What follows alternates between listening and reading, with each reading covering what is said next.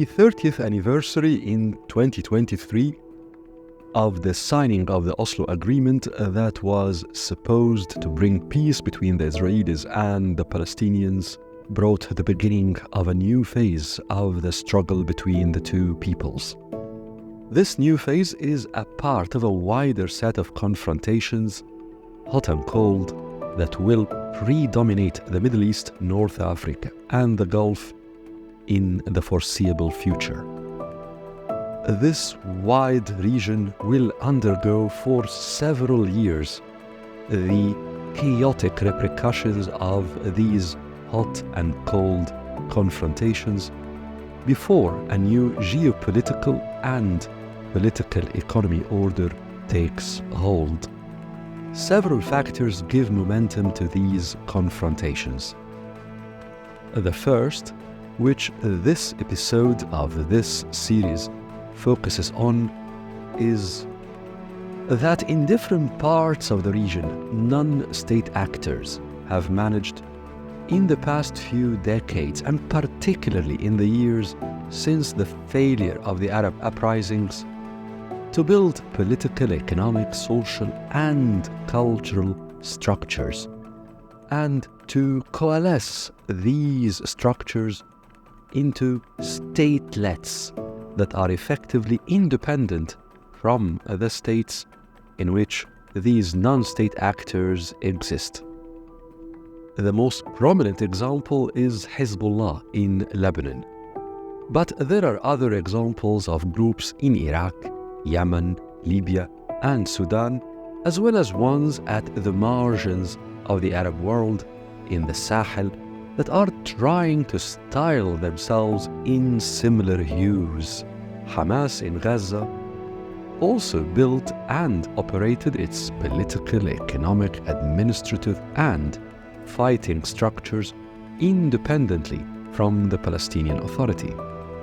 These non-state actors almost always espouse national objectives that not only the constituents in their statelets, but large sections of the people of the states they are in support. This widens their political base.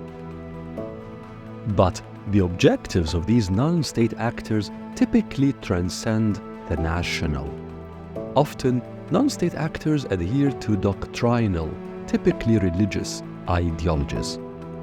Hezbollah, Hamas, the Popular Mobilization in Iraq, and the Houthis in Yemen adhere to interpretations of Islam as both a theology as well as a governing frame of reference. In some cases, non-state actors rely on regional or international sponsors, either sharing the same ideology, such as in the case of Hezbollah and the Islamic Republic in Iran, or the non-state actors enter into transactional relationships with foreign sponsors that provide financial and logistical support in return for the non-state actors acting as minor partners in dossiers of common interests. In many of these cases, religious, tribal, national objectives mix with the practical interests of the non-state actors. This often results in muddled political positioning for these non-state actors inside the countries they are based in. Often, however, the mixing of objectives widens the constituency of these non-state actors. Popularity endows legitimacy, particularly when the processes and institutions of genuine representation are weak or lacking altogether.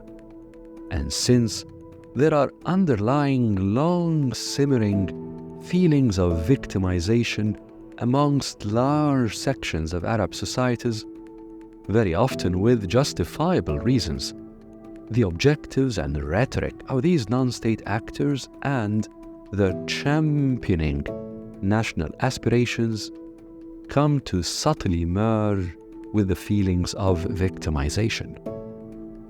But mixing the secular with the sacred imposes restrictions on the strategic choices of these non-state actors. They often become unable to adopt long-term political compromises.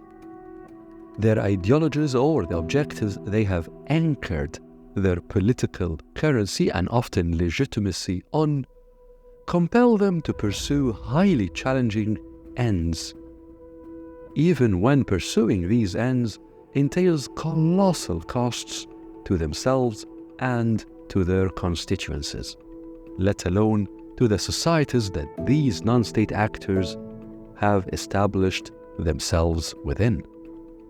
This strategic determinism often leads to militancy becoming indispensable to the doctrines and ways of operations of these non-state actors. When these ways of operations prove impactful, the enemies of these non-state actors change their strategic calculus. As I wrote in Foreign Affairs magazine in summer 2020, Hamas, such as Hezbollah before it, has been working on developing new ways of attacking Israel that would ultimately compel Israel to rethink its national security parameters and assumptions. This became glaringly obvious in the wake of Hamas's 7 October 2023 attacks on southern Israel. The operations of these non-state actors also create dilemmas for the countries they are in.